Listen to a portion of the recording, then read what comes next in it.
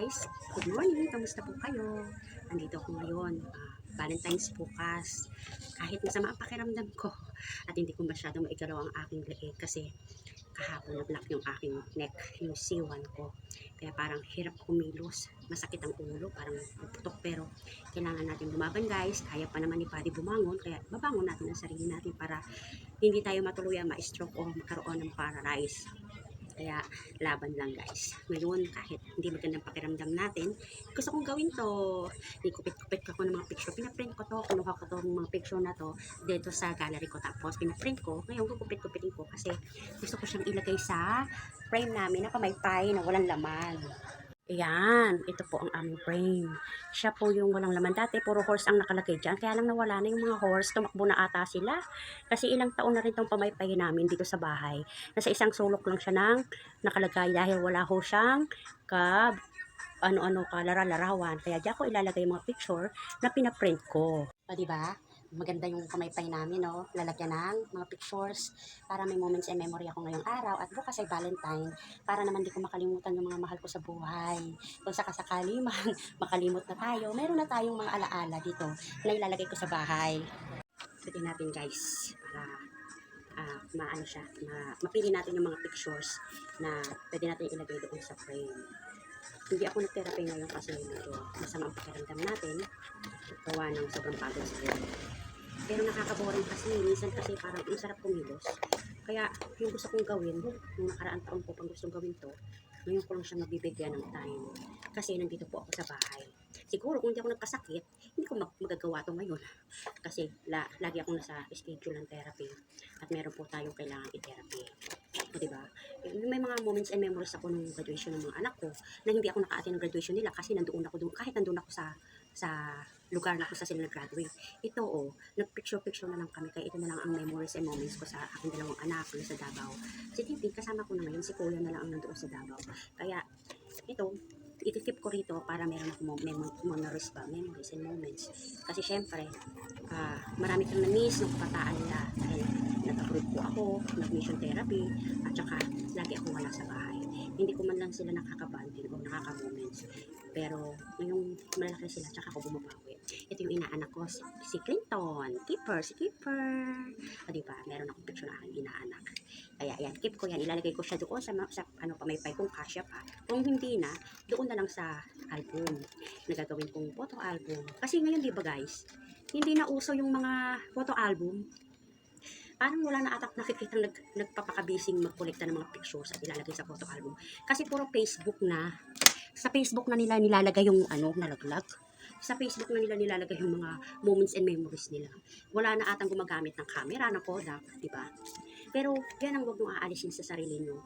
Yung magkaroon kayo ng moments and memories na hanggang pagtandaan nyo is nandiyan, nakikip nyo na BFF ko nung nandun kami sa simbahan sa Ilati. Kaya yan, yung mga ganyang hindi dapat yung kinakalimutan kasi pag tumanda na tayo guys, hindi na natin mababalik yung sarili natin sa ganyang kaganda at kasaya. Diba? Kaya kung sa inyo, ngayon pa lang, para may kasaysayan ng buhay nyo, mag-ipon na kayo ng mga pictures nyo at iayos nyo sa album. Para pag tumanda tayo guys, hindi tayo makakalimutan ng mga mahal natin sa buhay. O mawala man tayo sa mundo, may maiiwan tayong mga souvenirs, alaala, moments, memories sa kanila, diba? Kasi yung buhay ngayon, hindi na pahaba ng pahaba. Paikli yan ng paikli. Kaya, mga ko sa inyo guys, umpisahan nyo ng mangolekta ng mga favorite pictures nyo. Katulad nito. O, yung tinerapy ko yung inaanak ko at saka yung kapatid niya. Diba? Ang kikit nila. Pag tinitingnan ko, namimiss ko tuloy sila. Kaya lang, ngayon parang naiiba ang ihip ng mundo. O, diba? Nagbabago ang bawat tao. Hindi mo masasabi ang tao ay napakabuti sa iyo palagi. Minsan ang taong ginawan mo ng kaputihan, hindi rin maganda rin pala yung ibabalik sa iyo.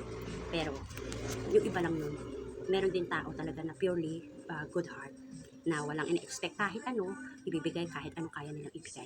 Ito, papakabisi muna ang lola nyo, magkupit-kupit.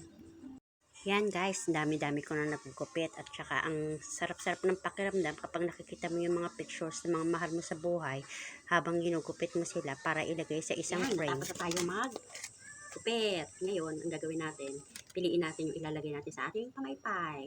Siguro ilalagay ko yung mga family pictures namin, yung mga relatives. Diba? Yung mga moments and memories na magaganda ilagay sa pamaypay. Kasi maliit lang yung pamaypay. Kung ano lang yung magkasya. Yan guys, nakapili na tayo ng mga ilalagay natin sa pamaypay. Ito, hindi ko alam, parang marami rin ata itong mga napili ko. Pero try natin kung magkakasya lahat. Gagamit tayo ng kandila. Saka ng, ito, ano ba tawag dito? Stick. Ano? Yan, may kandila na tayo. Stick doon. Happy birthday to me. Happy birthday to me. Happy birthday, happy birthday. Happy birthday to me. Good health, good life, long live, long life. Good family, happy family. Wish ko maging maganda yung aming family, buong kamag-anakan, magkaibigan, kagalingan sa bawat taong hinahawakan ko, at kagalingan din po sa mga pamilyang pinupuntahan ko, at pagpapala, siksik, liklik at umahapaw. Lapit ang birthday ko guys, kaya sa 18 po, February 18, after ng Valentine's Day.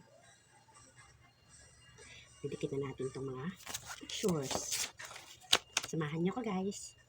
Habang pumipili ako ng mga litrato, naalala ko yung mga moments and memories ko doon sa mga pictures na yon, para hindi ko makalimutan ang mga alaala na naging masaya ako at napakiramdam ko naging buo ang aking mundo.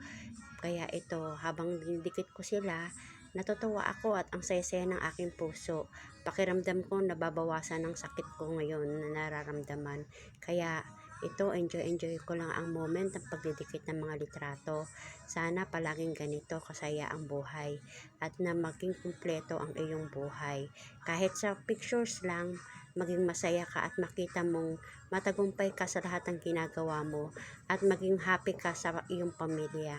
Nakukumpleto mo sila, nabubuo mo sila at nabibigyan mo din sila ng importansya at pagpapahalaga. Kahit sa litrato, gusto ko ipadama ang aking pagmamahal sa bawat isa. Ito, natapos na ako maglagay ng picture. Lagyan ng ito, plastic para hindi madumihan ang ating pamaypay. O, diba? Sukat-sukat natin lang para maikapit natin ng tama. Yan. Medyo hindi ko marin kung ganda ng sukat niya. Yun. Ito na natin guys. Para hindi madumihan natin mga pictures at hindi siya magpupas pagdating ng araw. O, diba? Kaya sukitin natin. Tapos, lagyan natin siya ng plastic cover. Lagyan natin ng plastic cover para hindi masira. Habang nilalagyan ko ng plastic cover ang pamaypay na ito, ako'y nananalangin na sana ingatan ito ng aking mga anak at mga kanilang mga anak. At habang buhay nila itong itatago na magsisilbing maging magandang alaala sa aking pagkabuhay. Nagkaroon ng kulay at buhay ang mundo ni Burns. My pictures, families. Ayan, guys, nagawa ko na rin. Nakakaalis ng sama ng pakiramdam ang may ginagawa ka sa buhay talaga. Kahit ang sama-sama ng pakiramdam ko today, nagawa ko na po yung aking gustong gawin dito sa bahay. Kaya siguro binigyan ako ng time ni Lord para magawa ko to kahit medyo masama pa rin yung pakiramdam na, di ba? Kaya happy Valentine's to all guys. At happy Valentine's sa inyong lahat. At thank you Lord. Grabe talaga, medyo malamig pa ang pawis ko at saka hindi pa magandang aking katawan, pero kailangan natin fight, kailangan nating labanan ng sakit. Kung hindi yan aalis sa ating katawan, di ba? Isip-isip din pag may time ng mga activities or project na pwede natin gawin sa ating buhay. Thank you guys for watching!